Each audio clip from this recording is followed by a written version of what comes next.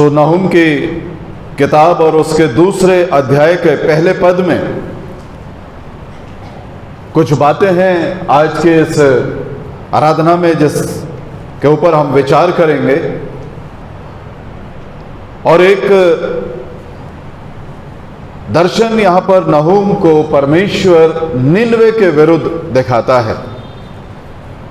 क्या कुछ संसार में घटित हो रहा है, क्या कुछ घटित होगा, उस विषय में नहूम से वो बातचीत करता है। और ये उस देश से दूर अपने देश में उस बड़े नगर नीनवे के विषय में एक दर्शन को प्राप्त करता है। और दर्शन ये है कि सत्यानाश करने वाला, यानी कि उसको ढा देने वाला, उसको खत्म कर देने वाला, उसको जीत लेने वाला एक और उससे भी सामर्थी उसका शत्रु उसके ऊपर चढ़ाया है। और इसलिए कुछ बातों को वो नीनवे के विषय में नहूम से कहता है कि उससे ये कहे, अगर वो इस बात की सीख लेते हैं, अगर वो इस बात को अपने ध्यान में रखते हैं, तो हो सकता है कि वो अपना बचाव कर लें। अजीजों, मैं बार बार एक बात को इन दिनों में कह रहा हूं कि परमेश्वर का वो प्रकोप, वो दंड हमारे ऊपर एकदम से ऑल ऑफ सडन, जिसे हम कहते हैं, बिल्कुल अचानक से मेरे ऊपर नहीं आता है। कुछ वक्त लगता है, थोड़ा समय होता है, और ये समय परमेश्वर की ओर से अनुग्रह के तहत, उसके अनुग्रह के तहत हमें और इस संसार को मिलता है। ऐसा भी हो सकता था इस दौरान जो पेंडेमिक से हम और आप गुजर रहे हैं, इस वैश्विक महामारी से जो मैं और आप गुजर रहे हैं, ये वायरस इतना घातक भी हो सकता था कि जिसको छूता उसकी बिल्कुल तुरंत उसी समय मृत्यु हो जाती। ये भी हो सकता था। इसके परिणाम हमने देखे, और उस परिणाम को देखकर सारा संसार भयभीत हो गया। और होने की वजह भी है क्योंकि लाखों लाख लोग, इससे पहले कभी भी इस तरह से हमने नहीं पाया कि एक वायरस के माध्यम से, हाँ, युद्धों में कुछ लोगों ने, कुछ देशों ने एक दूसरे के ऊपर जो अटैक्स किए फर्स्ट वर्ल्ड वॉर में या सेकंड वर्ल्ड वॉर में, उस समय में कुछ इस तरह से लोगों ने अपने अजीजों को खोया। लेकिन इस तरह की बातें मैं सोचता हूं, जब हम इसके ऊपर विचार कर रहे थे, जब हम मीका को पढ़ रहे थे, और एक बड़ी बड़ी त्रासदियां, बड़े बड़े विपत्तियां, उनका जिक्र, उन टिड्डियों का जिक्र वहां पर पाया गया, और ऐसा विनाश पाया गया, और कहा गया कि वे सड़कें सूनी हो जाएंगी, शहर सूने हो जाएंगे, तुम्हारे खेत सूने हो जाएंगे, तुम्हारे मैदान सूने हो जाएंगे, तुम्हारी चारागाह सूनी हो जाएंगी, वे खेतों से लेकर महलों की अटारियों तक तुम्हारे ऊपर कब्जा जमा लेंगे। और जब हम इसको बयान कर रहे थे इस साल के शुरू में, मीका की किताब को जब हमने शुरू किया था, जब हम इस बात को देख रहे थे, तब हमें यह लगता था ये बड़ी कुछ फैंटेसी सी है, कुछ ऐसी चीजें हैं जो एक कल्पना लोक में हमें ले जाती हैं। ऐसा दर हकीकत होता नहीं है। अभी भी लोग जब रेवलेशन को पढ़ते हैं तो उन्हें यह लगता है कि यूहन्ना ने शायद ये दर्शन जो है वो सोते समय देख लिया है, कोई सपना है जो उसने देख लिया है, और जो बातें वहां पर लिखी हैं वो उस तरह से होना वो उतना पॉसिबल नहीं है। इट्स नॉट प्रैक्टिकल एक्चुअली, क्योंकि वो दर्शन की किताब, एक दर्शन की बात वहां पर है। मीका ने भी दर्शन देखा था, उन टिड्डियों का दर्शन देखा था, उन महामारियों का दर्शन देखा था। और जब हम उसको पढ़ रहे थे तो हमें कहीं पर भी ये गुमान नहीं था उस समय तक, उस जनवरी माह में, फरवरी माह में, और खास तौर से मार्च के शुरुआत तक किसी को भी ये गुमान नहीं था कि इतनी बड़ी त्रासदी होगी। अगर हमने इस बात को सोच लिया होता, जान लिया होता, समझ लिया होता कि इतनी बड़ी महामारी है, तो हिंदुस्तान शायद 12 फरवरी को ही सचेत हो जाता। और इस तरह से जो आज इस संसार में सबसे भयावह तस्वीर जो हिंदुस्तान की है, वो शायद नहीं होती। ना हमने सोचा था, हमने अपने परमेश्वर के वचन के ऊपर विश्वास नहीं किया था और ये सोचा था कि ये तो ऐसी बात है जो कह दी गई है, बीते समय में कभी हुई होगी या नहीं हुई होगी। मीका ने दर्शन देखा है और उसने लिख दिया है और इस तरह की बात। लेकिन जब परमेश्वर उसे कुछ बता रहा है, उसके कुछ मायने हैं। यहां पर नाहुम से परमेश्वर बात करता है, सत्यानाश करना। तो एक ग्रेस पीरियड हर समय में परमेश्वर का लोगों को मिलता रहा है। वो समय हमें मिलता रहा है कि ठीक है, आपका समय तो यहां तक था, लेकिन एक ग्रेस पीरियड है। हम 6 मंथ्स और दे रहे हैं आपको, हम 1 साल और दे रहे हैं आपको। और जितना बड़ा हृदय होता है उतना बड़ा समय मिल जाता है। जितनी दया होती है उतना समय मिल जाता है, जितना प्रेम होता है उतना समय मिल जाता है। और परमेश्वर से ज्यादा दया करने वाला, परमेश्वर से ज्यादा प्रेम करने वाला, परमेश्वर से बड़ा अनुग्रह करने वाला और कोई हो नहीं सकता। इसलिए वो सालों साल का समय देता है। अब 2000 साल हो गए यूहन्ना की किताब को लिखे हुए। चूंकि त्रासदी ज्यादा भयावह होगी जो यूहन्ना से कहा गया है, इसलिए ग्रेस पीरियड हमें थोड़ा ज्यादा मिला हुआ है। 700 वर्ष पूर्व भविष्यवाणी कर दी गई, तुम्हारे लिए एक कुंवारी गर्भवती होगी। लेकिन लोग उन किताबों को बंद करे पड़े रहे, जब तक कि बाहर के लोगों ने आके सूचना नहीं दे दी कि हम यहूदियों के राजा से मिलने आए हैं। क्या हमारी किताब, हाँ हमारी किताबों में लिखा है। ऐसा ना हो कि हम में से किसी की पीढ़ी, हमारी पीढ़ी या हमारे आगे वाली पीढ़ी या तीसरी चौथी पीढ़ी ये कहे कि रेवलेशन में तो ये लिखा था, ये होना था। ये आज हमारे सामने है। इसलिए वचन में जो लिखा है वो घटित होता है, लेकिन उससे पहले परमेश्वर कुछ बातें हमारे सामने रखता है, कुछ रास्ते हमारे को सुझाता है, कुछ ऐसी प्लानिंग्स हम कर सकते हैं जिससे कि हम इन बातों से, इन मुसीबतों से बच सकें। और वचन ये कहता है, सत्यानाश करने वाला तेरे विरुद्ध चढ़ाया है। देख, अभी नुकसान नहीं हुआ है, अभी वो चढ़कर आया है, अभी तेरी शहर पनाह के बाहर है, अभी तेरे शहर से, तेरी बस्तियों से थोड़ा दूर है, वो चढ़ आया है। तू उसके ऊपर नजर रख, तेरी दृष्टि उसके ऊपर होनी चाहिए। और उससे पहले कि वो और निकट आए, वचन कहता है, दृढ़ को गढ़ को दृढ़ कर। जो तेरा गढ़ है उसको दृढ़ कर ले। जहां पर कहीं कमजोर शहर पना है, वो सिटी वॉल जो उस समय में, अब आजकल तो उतनी वो कारगर नहीं है, इसलिए ज्यादा गवर्नमेंट भी ध्यान नहीं देती है कि कोई सिटी वॉल हो। हाँ, रिंग रोड जरूर दे रही है आजकल की सुविधा हो जाए। तो जिस तरह से ये रिंग रोड होती है, उसी तरह से एक सिटी वॉल हुआ करती थी पहले। आप कुछ समय पहले तक जब यहाँ अंदर आते थे तो मोहनलालगंज में आपने देखा होगा कि एक दरवाजा हुआ करता था। हर शहर में जाने के लिए एक दरवाजा हुआ करता था। समय के हिसाब से जो वॉल थी वो तो खत्म हो गई, लेकिन वो दरवाजों को एक ऐतिहासिक धरोहर के रूप में काफी समय तक हमने संजोए रखा। लेकिन हमने अपनी तादाद इतनी बढ़ा ली कि उन धरोहरों को भी हटा दरकिनार करना पड़ा कि अब इस दरवाजे से हम नहीं निकल सकते, भीड़ ज्यादा हो गई। तो अब सिटी वॉल की जरूरत उस समय में लेकिन बहुत हुआ करती थी। गढ़ को दृढ़ कर। और जब मैं इस हिस्से को देख रहा था, परमेश्वर ने इससे पहले एक चर्च को कहा था कि अपने आप को दृढ़ कर।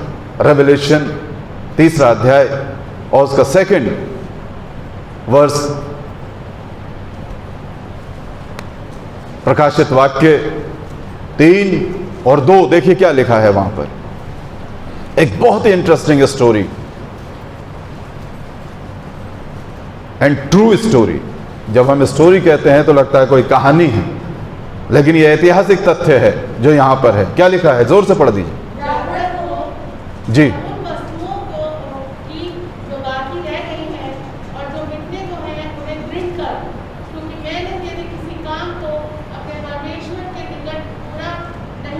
धन्यवाद। जो बाकी रह गई हैं उनको दृढ़ कर। ये सरदीस की कलीसिया को, सरदीस के नगर को एक चेतावनी दी गई थी, और ये चेतावनी यहां पर जब परमेश्वर ने उनको दी थी तो उस समय जब रोमन्स उसके अगेंस्ट, ये लीडिया का राजा जो यहां पर लोग थे, उनके विरुद्ध जब वो रोमन सैनिक आ गए थे तो इन्हें पता था कि हमारा गढ़ जो है वो बहुत मजबूत है, ऊंचाई पर है, उसकी शहरपना बहुत बड़ी है, मजबूत है। उस समय के जो भी तौर तरीके हैं युद्ध के, वो उसके ऊपर कारगर साबित नहीं होंगे। तो रोमन जो गवर्नर था उसने कहा जो भी इस गढ़ में घुसने का रास्ता खोज निकालेगा उसे बड़ा इनाम दिया जाएगा। एक अकेहस करके सैनिक था, तो वो जो था वो रात और दिन उस गढ़ के चारों तरफ घूमता रहता था। महीनों महीनों सेना पड़ी रहती थी। एक दिन जब वो टहल रहा था तो उसने देखा कि सरदीस का एक सैनिक है, उसका हेलमेट ऊपर से गिर गया। वो झांक रहा था, देख रहा था, ड्यूटी पे था, ना मालूम झपकी आ गई थी, क्योंकि वो जागृत रहने को कह रहा है। वो मजे में थे, अंदर बड़ा कहते हैं कि अंदर जो है वो बड़े सेलिब्रेशन चलता रहता था कि पड़ा रहने दो, 1 महीने पड़े रहेंगे, 2 महीने पड़े रहेंगे, 3 महीने पड़े रहेंगे, 4 महीने पड़े रहेंगे, राशन समाप्त हो जाएगा, चले जाएंगे, पानी नहीं मिलेगा, चले जाएंगे। हमारे चूंकि हम बिल्कुल सेफ एंड सिक्योर हैं, इसलिए चिंता करने की कोई बात नहीं। तो आनंद करते रहते थे अंदर ये लोग, अपना राशन वाशन इकट्ठा करके, कोई चिंता की बात नहीं। तो इसी तरह से एक सैनिक था, उसका जब हेलमेट गिरा तो आप दरवाजा खोल के तो आएगा नहीं बाहर, क्योंकि बाहर तो सेना लगी हुई है, बाहर लोग चौकस हैं कि कब दरवाजा खुले और अंदर आए। और ये बड़े ध्यान से देखने लगा कि देखें अब क्या होता है। तो इसने देखा कि एक सैनिक कहीं से निकल कर आया और उसने अपना हेलमेट उठाया और वापस चला गया, बिना दरवाजा खोले, बिना रस्सी से लटके। And he followed him. वो उसका पीछा करने लगा और एक जगह जाके देखा कि वो शहरपना जो है कहीं से उसमें एक दरार है जो बाहर से नहीं दिखाई देती है, लेकिन जो अंदर रहते हैं उन्हें पता था, उन्हें मालूम था दरार यहां पर है, हम यहां से बाहर जा सकते हैं, हमारी कोई चीज छूट जाए, गिर जाए, हम यहां से जाएंगे और उठा लाएंगे। बाहर से नहीं पता चल रहा था। अक्सर ऐसे ही होता है, बाहर से खूबसूरती दिखाई देती है लेकिन अंदर की टूट फूट हमें दिखाई देती है। हमें समय रहते उस टूट फूट को, उन दरारों को भर लेना चाहिए। इसीलिए सरदीस की कलीसिया को परमेश्वर का दूत सचेत कर रहा है।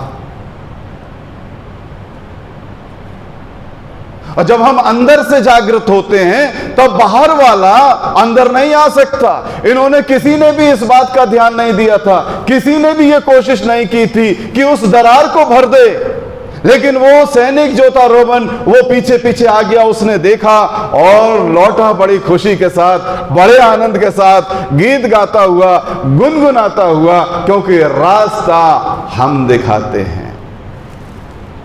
रास्ता अपने भीतर आने का, अपने घर के अंदर आने का, अपनी संस्था के अंदर आने का, अपने चर्च के अंदर आने का, अपनी कलीसियाओं के अंदर आने का, अपनी संस्थाओं के अंदर आने के वो लूप होल्स हमें पता है और हम आमंत्रित कर लेते हैं ऐसे अनजाने लोगों को जो घात में रात और दिन जागृत अवस्था में बैठे हैं कि कैसे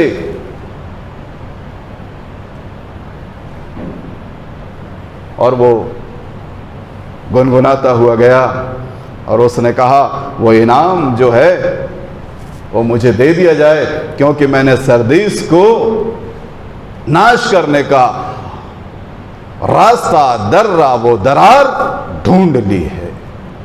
और उसी रात रोमन सैनिक उस रास्ते से अंदर गए और आनंद में डूबे हुए, नशे में चूर सैनिकों को और सोते हुए लोगों को उन्होंने उसी रात मार दिया।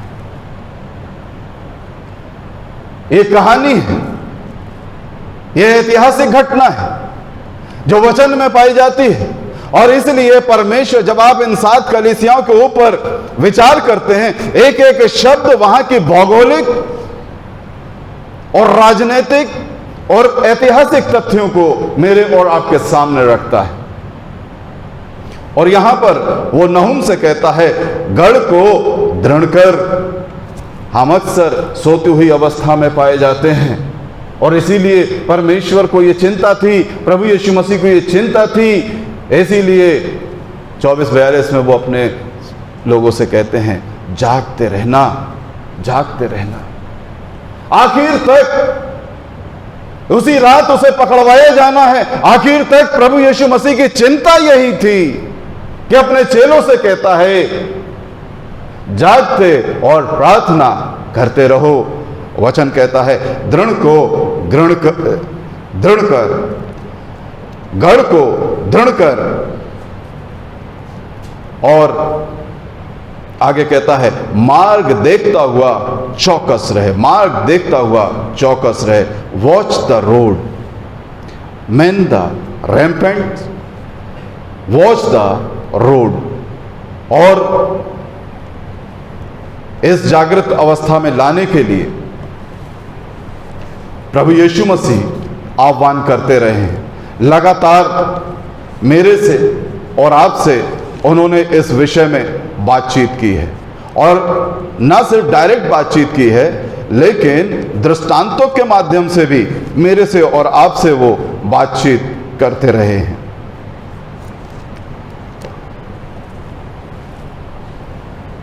जागृत रहे। प्रभु यीशु मसीह ने अपने चेलों से कहा, इस बेखबरी के विषय में, और वो बताते हैं कि प्रारंभ से ये होता आया है, तुम भी यही करोगे, मैं जानता हूं। और आज की कलीसिया के विषय में भी परमेश्वर ये जानता है कि हम एक सोई हुई अवस्था में ज्यादा पाए जाते हैं। हम जाग जाते हैं जब कुछ खास घटनाएं घटित हुई हैं। जैसे हम सेलिब्रेट करते हैं, हम बड़े दिन को सेलिब्रेट करते हैं, हम गुड फ्राइडे को सेलिब्रेट करते हैं, हम ईस्टर को सेलिब्रेट करते हैं, और तब थोड़े से हम जाग जाते हैं, उस बेहोशी से थोड़ा सा बाहर आ जाते हैं। तब कुछ गीत हमें सुनने को मिल जाते हैं, तब कुछ फर्क तरह की गैदरिंग हमें देखने को मिल जाती है। हम जाग जाते हैं जब हमारे घर परिवारों के लिए कुछ विशेष महत्व की बात होती है, तब हम जाग जाते हैं। परमेश्वर प्रभु यीशु मसीह अपने शिष्यों से कहते हैं, 36 पद से आगे यहाँ पर लिखा है, उस दिन और उस घड़ी के विषय में कोई नहीं जानता, न स्वर्गदूत और न पुत्र, परंतु केवल पिता। जैसे नूह के दिन थे वैसे ही मनुष्य के पुत्र का आना भी होगा। क्योंकि जैसे जल प्रलय से पहले के दिनों में जिस दिन तक नूह जहाज पर ना चढ़ा था, उस दिन तक लोग खाते पीते थे और उनमें विवाह होते थे। यानी कि सारा आनंद, सारा सेलिब्रेशन वहां पर चल रहा था, कोई चिंता नहीं कर रहा था। नूह रोज लकड़ी को लाता था, रोज ठक ठक करता था, रोज आरी चलाता था, रोज हथौड़े चला रहा है, रोज अपने बच्चों के साथ जंगल को जा रहा है, रोज लकड़ी को लेकर आ रहा है, रोज नाप कर रहा है, रोज दिन भर दिन वो जहाज अपनी उस परिपूर्णता को जा रहा है। कोई पूछने नहीं आ रहा है, नूह क्या कर रहे हो, क्यों जंगल में अपने बच्चों के साथ चले जाते हो, अकेले इतनी लकड़ी क्यों ढो रहे हो, हम भी तुम्हारा साथ देंगे, हम भी तुम्हारी मदद करेंगे। और ये जरूर है कि नूह ने उन लोगों से कहा होगा, ये जरूर है कि नूह ने उन्हें बताया होगा कि परमेश्वर का ऐसी ऐसी योजना है, परमेश्वर ने मुझसे ऐसे ऐसे कहा है, परमेश्वर हम में से किसी के कामों से प्रसन्न नहीं है, परमेश्वर इस संसार को नष्ट करने पर है। लेकिन वो सब के सब उस नूह की बातों में ना आके, उस बातों के ऊपर गौर ना करके, जागृत ना होकर अपने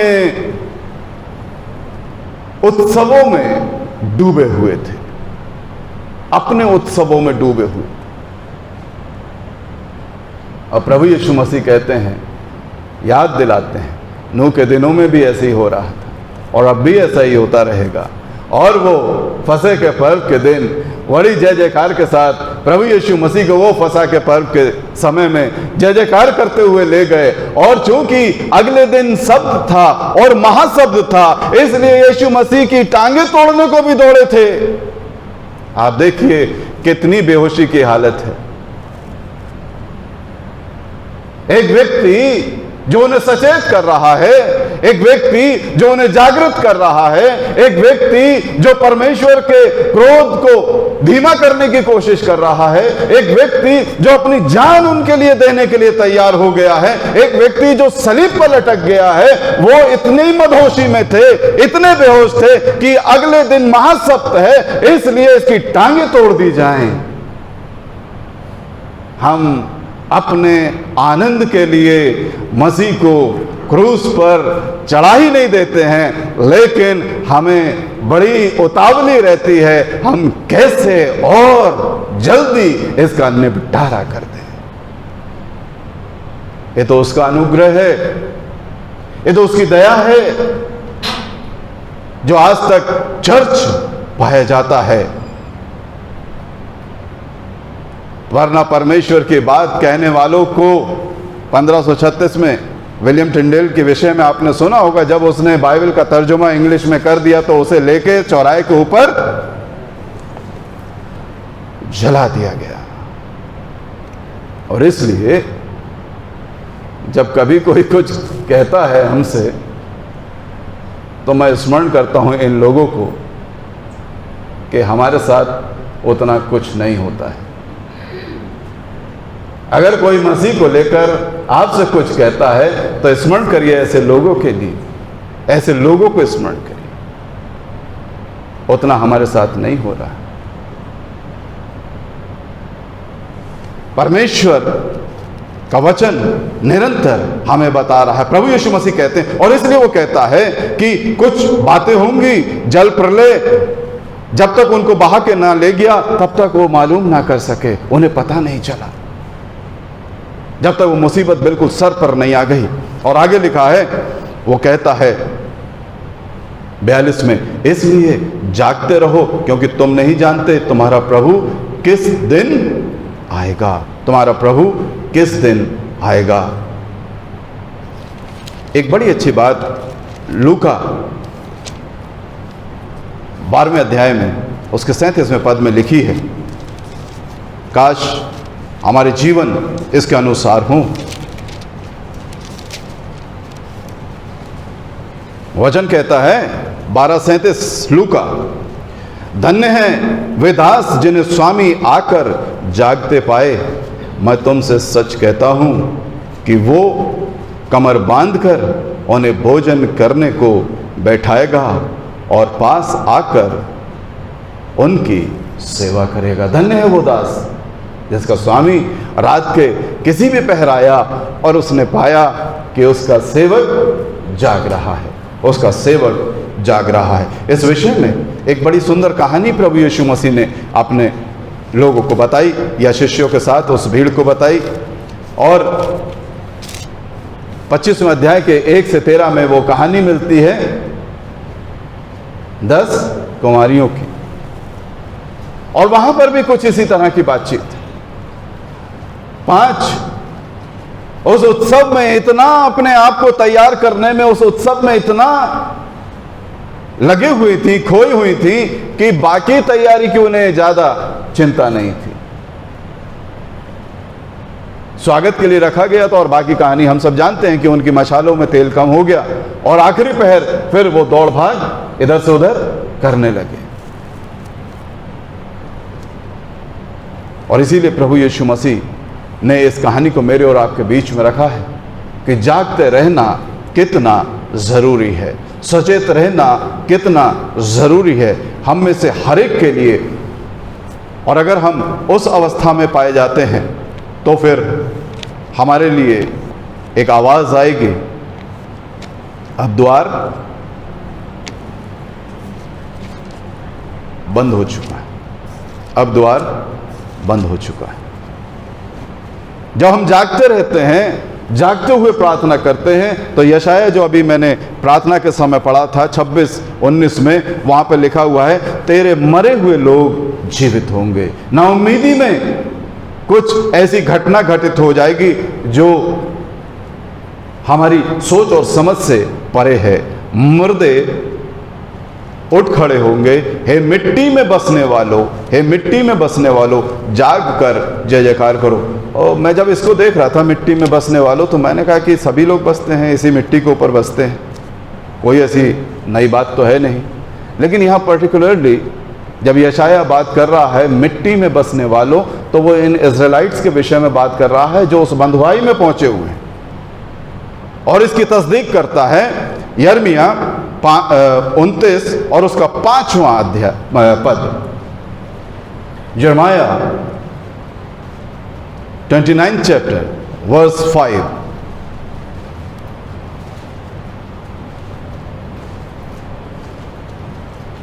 और वो कहता है build houses and live in them, घरों को बनाओ और उनमें बस जाओ। ये इतने हतोत्साहित थे, इतने निराश हो गए थे कि बिल्कुल खुले में पड़े हुए थे, पेड़ों के नीचे पड़े हुए थे, जहां पर कहीं थोड़ी छाया मिल जा रही वहां पड़े हुए थे। वो घर बनाना नहीं चाह रहे थे। और इसलिए यशाया कहता है हे मिट्टी में बसने वाले,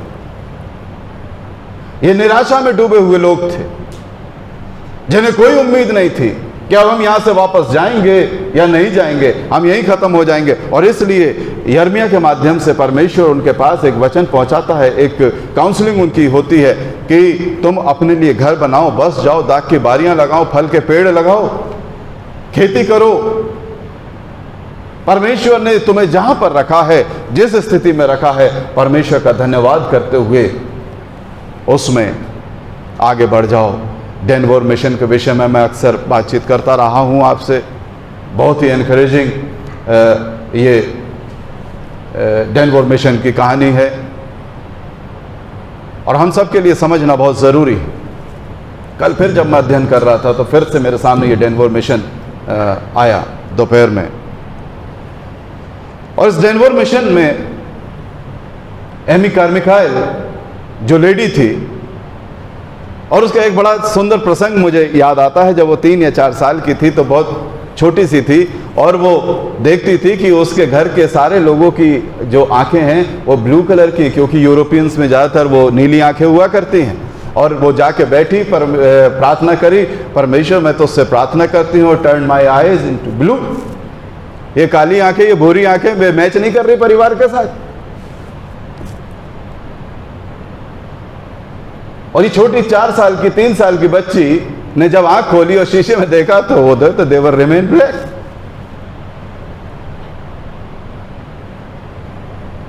और उसके कई साल के बाद जब वो हिंदुस्तान आई और मैंने जब इस लाइन को पढ़ा जो वहां लिखा हुआ था उन देवदासी के विषय में, वो temple girls were involve in prostitution, और उस प्रोस्टिट्यूशन के लिए उन्हें पैसा मिलता था। किस लिए? कि वो अपने कपड़े खरीद सके, किस लिए? कि वो अपने शौक पूरे कर सके? नहीं, मंदिर के पुजारी के लिए वो कमाती थी उस प्रोस्टिट्यूशन के। आप समझ सकते हैं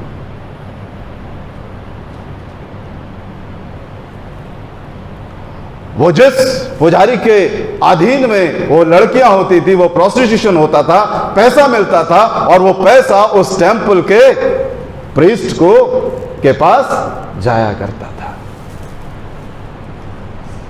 टेम्पल गर्ल, देवदासियां। एमी मिकाइल जब उस हिस्से में पहुंची तमिलनाडु के, तब उन्हें यह देखकर बड़ी चिंता हुई।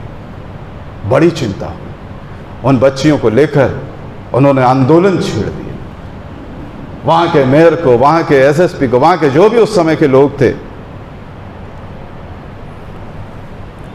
और उस तबके ने जब उनकी कमाई के ऊपर आंच आने लगी तो एमी मिकाइल को उठाकर शहर से बाहर फेंक दिया। इस बेअबान में जहां पर लेपर्ड्स हैं, आइनाज हैं, वुल्फ्स हैं, तमाम तरह के रेंगने वाले सांप और बिच्छू हैं, यहां तुम रहो, खुश रहो यहां पर अपनी बच्चियों के साथ। और लिखा है उस कंकड़ भरे कांटे झाड़ियों के बीच में, उस कंकड़ों के ऊपर अपने घुटनों को टिकाकर एमी मिकाइल ने प्रार्थना की, परमेश्वर मैं तेरा धन्यवाद देती हूं, अब मैं शहर से बाहर हूं, अब मेरी बच्चियों को कोई खतरा नहीं। देखिए ये शहर कैसे भेड़ियों से भरा हुआ है कि एक जवान लड़की मिशनरी जब उन बच्चियों को लेकर उस विल्डरनेस में जाती है, and there she felt that she and her children are safe.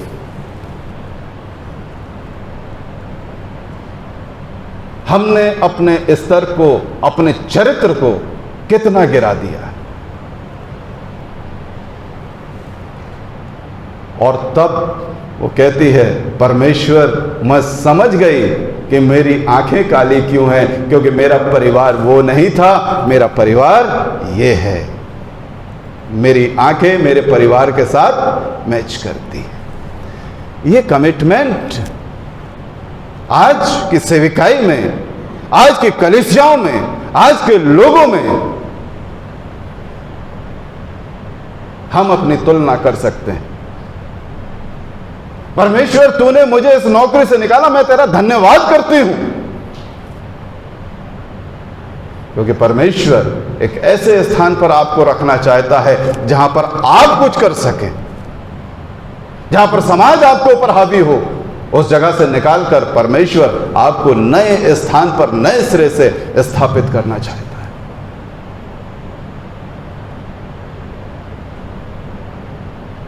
हम अपने दुख थोड़ा सा आता है और बड़े बड़े रोने हमारे शुरू हो जाते हैं।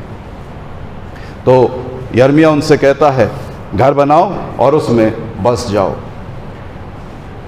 और लिखा है अगले हिस्से में, अपनी कमर कस, और इंग्लिश में ये और क्लियर हो जाता है, ड्रेस फॉर बैटल। युद्ध के लिए तैयार हो जा, युद्ध के लिए तैयार हो जा। हमारी तैयारी जो युद्ध की है, मैं सोचता हूं आपका ध्यान उस तरफ चला गया होगा। हमारी जो तैयारी है वो युद्ध की है। और इफिसियों 6 अध्याय में वो उस तैयारी के लिए मेरे से और आपसे बातचीत करता है। इसलिए परमेश्वर के सारे हथियार बांध लो कि तुम बुरे दिन में सामना कर सको और सब कुछ पूरा करके स्थिर और रह सको। जैसे ही पेंडेमिक की घोषणा हुई, लॉकडाउन की घोषणा हुई, सबने अपनी कमर बांध ली फॉर शॉपिंग। दाल भरनी है, चावल भरने हैं, आलू रख लो, प्याज रख लो, फोन कर दिया, भैया प्याज रख लेना, आलू रख लेना, कुछ नहीं होगा, दाल रोटी तो खाते रहोगे। लेकिन समस्याओं से पहले परमेश्वर का वचन हमसे यह कहता है कि बुरे दिन का सामना करने से पहले हमारी तैयारी क्या होनी चाहिए। वो कहता है, इसलिए सत्य से अपनी कमर कसकर और धार्मिकता की झिलम पहनकर और पांवों में मेल के सुसमाचार की तैयारी के जूते पहनकर और इन सब के साथ विश्वास की ढाल को लेकर स्थिर रहो कि तुम उस दुष्ट के सब जलते हुए तीरों को बुझा सको। Dress for battle. और उस हिस्से को अब मैं पढ़ता हूं, ये लड़ाई क्या है। 12 पद कहता है इसी का, क्योंकि हमारा ये मल युद्ध मांस और लहू से नहीं परंतु प्रधानों से और अधिकारियों से और इस संसार के अंधकार के हाकिमों से और उस दुष्टता की आत्मिक सेनाओं से है जो आकाश में है। हम हाथ उठाकर ऊपर दुआ तो करते हैं, लेकिन यहाँ लिखा है कि वो दुष्ट की सेना आकाश में डेरा जमाई हुई है। इसलिए हमें लगातार भेदते रहना है, लगातार तीर चलाते रहना है। मुझे एक घटना याद आती है, बहुत पहले मैंने कहीं पर पढ़ी थी। एक बैंक रॉबरी की घटना है। शहर के बीचों बीच छत तोड़कर नीचे गार्ड है, पास में पुलिस चौकी है, और रात में घन समझते ना, बड़ा वाला हथौड़ा, उससे उसकी छत को तोड़ा गया और किसी को आवाज नहीं आई। इसलिए कहते हैं ना कि ताले जो हैं शरीफों के भी होते हैं, चोरों के पास बहुत दिमाग होता है। उसने घन से उस छत को तोड़ा और आवाज नहीं आई, क्योंकि ये चोर जो था रात में शाम के धुंधलके में ही ऊपर चढ़ गया था। और बैंक बंद हुआ, और जैसे ही अंधेरा हुआ, 8 बजे का समय हुआ, इसने अपना घन उठा लिया, क्योंकि वो बैंक जो था शहर के बीच में था, इसलिए घंटा घर भी वहीं पे था। 8 बजे और घंटे ने अपना काम करना शुरू किया। टन जैसे ही घंटा बोलता था ये घन मारता था, जैसे ही घंटा बोलता था ये घन मारता था। 8 बार गिन लिया, 8 बजा है, 8 घन मार के फिर चुप बैठ गया। फिर घंटे भर इंतजार किया, 9 बजा, फिर 9 बार उसने उसके ऊपर चोट की और फिर बैठ गया। और इस तरह करते करते धीरे धीरे धीरे धीरे वो लेंटर जो छत थी वो कमजोर पड़ गई, और 12 बजे तक उसका काम लगभग पूरा हो गया। छत तोड़ ली उसने अपने मतलब भर की, नीचे जाके उस बैंक रॉबरी को अंजाम दे दिया। हमें इसीलिए प्रभु यीशु मसीह ने कहा कि सांप किनाई चतुर, लगातार चोट करते रहना है, क्योंकि ये आकाश जो है उन अंधकार की शक्तियों ने घेर रखा है। और जब तक हम रोज रोज रोज प्रार्थना नहीं करेंगे, हम we can not penetrate the power of darkness. इसलिए एक छोटी सी प्रार्थना, दौड़ते दौड़ते ड्यूटी का टाइम हो रहा है और कहीं पर हाथ रख लिया, कहीं पर हाथ रख लिया और दौड़ते दौड़ते प्रार्थना कर ली, और ये मन में ठान लिया कि हम प्रार्थना करके निकले हैं घर से। ये प्रार्थना नहीं है, ये बेहोशी है। ये बेहोशी मैं बताऊं क्या होती है। ये बेहोशी होती है जब आप चलते रहते हैं और बस का ड्राइवर चलते चलते एक खास जगह आती है और वहां पर जल्दी से ऐसे कर देता है। उसे मालूम है यहाँ पर कहीं मंदिर है, लोग सर झुकाते हैं, यहाँ पर मुझे भी सर झुकाना है। उस बेहोशी में, अनकॉन्शियसनेस में वो अपना सर झुकाता है और गाड़ी चलती रहती है। कोई समय नहीं है परमेश्वर के लिए। उस अर्ध बेहोशी हालत में हम वर्शिप करते हैं, और इसीलिए परमेश्वर का वचन कहता है जागता रहे, जागता रहे, दृढ़ रहे, रेडी फॉर बैटल। हम लड़ाई में ऐसे नहीं चले जाते हैं, बहुत तैयारी करते हैं। और यहां पर हमारे जो सामना है वो है पावर ऑफ डार्कनेस के साथ।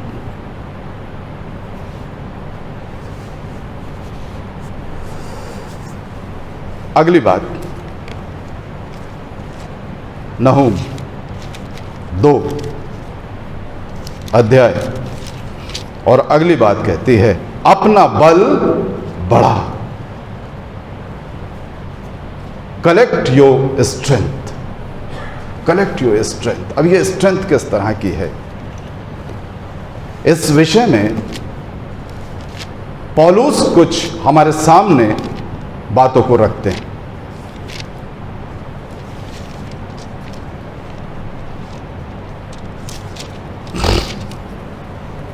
पौलुस कहते हैं 12वें अध्याय को जब आप पढ़ेंगे तो यहां पर गिफ्ट ऑफ होली स्पिरिट यहां पर सारा जिक्र है। उन सारी चीजों की तरफ हम नहीं जाएंगे, समय यूं ही ज्यादा हो रहा है। इस प्रकार तुम सब मिलकर मसीह की देह हो और अलग अलग उसके अंग हो, और परमेश्वर ने 27वें पद से पढ़ रहा हूं, पहला कुरिन्थियों 12:27 पद से, और परमेश्वर ने कलीसिया के में अलग अलग व्यक्तियों को नियुक्त किए हैं, प्रथम प्रेरित, दूसरे भविष्यवक्ता, तीसरे शिक्षक, फिर सामर्थ्य के काम करने वाले, फिर चंगा करने वाले और उपकार करने वाले और प्रबंध करने वाले और नाना प्रकार की भाषा बोलने वाले। क्या सब प्रेरित हैं? क्या सब भविष्यवक्ता हैं? क्या सब उपदेशक हैं? क्या सब सामर्थ्य के काम करने वाले हैं? क्या सबको चंगा करने का वरदान मिला है? क्या सब नाना प्रकार की भाषा बोलते हैं? क्या सब अनुवाद करते हैं? नहीं, कुछ ना कुछ तुम्हारे पास है, इनमें से कोई एक बात है। लेकिन वो कहता है कलेक्ट योर स्ट्रेंथ, और आगे वो कहता है तुम बड़े से बड़े वरदानों की धुन में रहो। अब ये सारी चीजें हैं, क्या ये बड़े वरदान नहीं है? यानी प्रभु ये तो सारी बड़ी बड़ी बातें हैं, भविष्यवक्ताई करना, प्रेरिताई करना, प्रबंध करना, उपकार करना, चंगा करना, ये तो सब कुछ आजकल हमें दिखाई देता है। जो ही कोई स्पिरिचुअल मीटिंग ऑर्गेनाइज होती है, healing prayer will be there, and for largest crowd एक और चीज जोड़ दी जाती है बाद में, लंच विल बी प्रोवाइडेड या dinner will be provided, free food will draw great crowd. यीशु मसीह ने भी यही कहा है, ये इसलिए नहीं घूमते मेरे पीछे कि चंगाई कुछ देखते हैं, इन्हें खाने को मिलता है। तो ये खाने वाले बहुत हैं। मैंने प्रभु ये तो इतने बड़े बड़े काम हैं, बड़ी बात क्या है? और इस अध्याय का अंत हो गया यहां पर, बड़ी बात क्या है? और तब नीचे लिखा है, उस अंत के बाद कंटिन्यू करता है, उससे भी उत्तम मार्ग मैं तुम्हें बताता हूं। और उसके बाद इसे मैं कहता हूं, यह है the form of love letter, पहला कुरिन्थियों 13। और उसके भी अंत में वो कहता है, बिल्कुल आखिर में कहता, अब विश्वास, आशा, प्रेम, ये तीनों स्थायी हैं, पर इन सब में बड़ा तो परमेश्वर चाहता है हम एक दूसरे से प्रेम रखें। प्रभु हमारी सहायता करे, हम उसके प्यार में बढ़ें, उसका प्रेम, उसका सा प्रेम मेरे और आपके बीच में पाया जाए। दुआ मांगे। सर्वशक्तिमान जीवित परमेश्वर, धन्यवाद के साथ तेरे पवित्र चरणों में हैं। धन्यवाद देते हैं पिता परमेश्वर तेरे वचन के लिए जो हमसे बातचीत करता है, और पिता परमेश्वर हमें उत्तम मार्ग की ओर आगे बढ़ाता है। धन्यवाद के साथ पिता परमेश्वर अपने आप को तेरे हाथों में देते हैं। उपस्थित सभी जनों पर तेरी आशीष का हाथ चाहते हुए प्रार्थना अपना उद्धार करता प्रभु यीशु मसीह के जीवित, पवित्र और सामर्थ्य नाम में होकर मांग लेते हैं। आमीन।